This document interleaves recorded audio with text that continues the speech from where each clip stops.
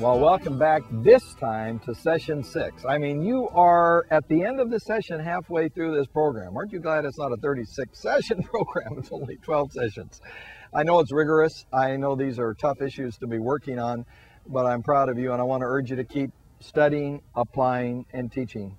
By the way, when you teach, as your coach, let me just encourage you to not only teach people or communicate what you're learning in your home or in the safe environment of this group, but even go into the unbelieving world with unbelievers. There's something very powerful about sharing what God's teaching you. Now, don't start off by saying, hey, let me tell you what God has taught me. You might, but I would do this kind of thing. I might take the last session on having a fond affection, and I talked about bitterness and asking for forgiveness. And you might say, you know, I've realized recently that I'm having some real struggles when it comes to some people in my past, and I've really had this bitterness. And frankly, I heard a speaker the other day talk about dealing with bitterness and asking forgiveness, and I wrote down my hurt. He talked about leaving it or grieving it and leaving it. So I wrote down my hurt on a page, and then I ripped it up and burned it and buried it and memorialized it, and I've been liberated from this root of bitterness, and I have more freedom in my life. And it's been very powerful. And you might just leave it there. By the way, be a little provocative. You don't need to close the person on the gospel every time you talk. Just open the door, and as you share what is going on in your life, people will want that kind of reality in their life. I experience this all the time, spending a vast amount of my time in the corporate world and working with businesses and governments and professional groups. So use this opportunity to grow. It will not only help others, which of course is why you're here, to live for and love others, but it will also help you be transformed. Well, I don't need to review all the principles we've learned about today. You'll keep doing that as you go through the session in a few moments. But let me just focus in for a little bit on this particular issue, which is about effective communication. That's the principle we're working on this week.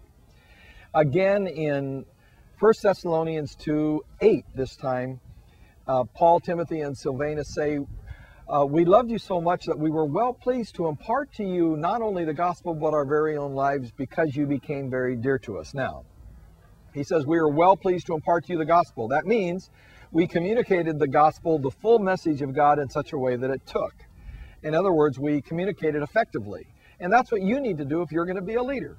By the way, great leaders often aren't great orators. That's not the point. But we need to be great communicators. That means we relate to people, we connect, we communicate, we impart effectively truth. Now, the key to communications is two things. Number one, seek to understand, and number two, seek to be understood. And notice the order. First, seek to understand. That means we listen. Someone has said God's given us 2 ears and 1 mouth, and that ought to tell us how much time we spend listening versus speaking. Then we seek to be understood. By the way, typically what we need to learn is that we need to listen and communicate at the feeling level, not just the thought level. I give you tools in the book and the study guides on how to work with that.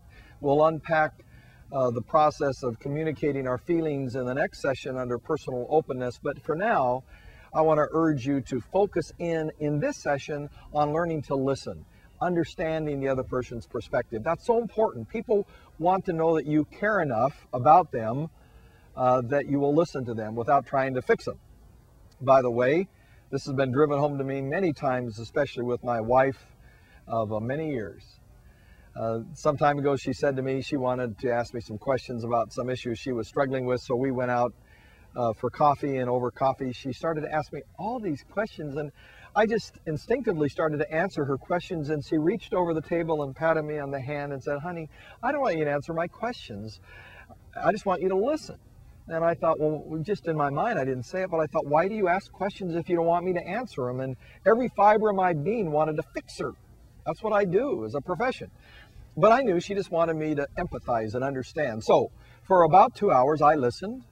I made no declarative statements, no absolute statements. In fact, I made no statements. I simply asked clarifying questions, and I listened. At the end of the time, she reached over the table, grabbed my cheeks in her hand, pulled me close to her, planted a romantic kiss on my lips, and said, honey, honey, honey, thank you. This is the best discussion we've ever had. And I thought, what discussion did we have? And then I realized, of course, she felt honored, she felt cherished, she felt understood.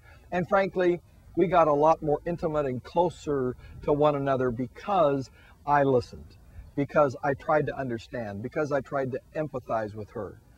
My friend, if you're going to be effective in the days to come as a leader who takes the lead, you need to be able to communicate effectively. You don't need to be a great speaker, but you need to first listen, and then you need to be understood. We'll touch on that in the next session, but in this session, focus in on first seeking to understand and check with one another on how well you're doing in the whole process of communicating. Now, God bless you as you move through the process and finish the halfway mark at the end of the session.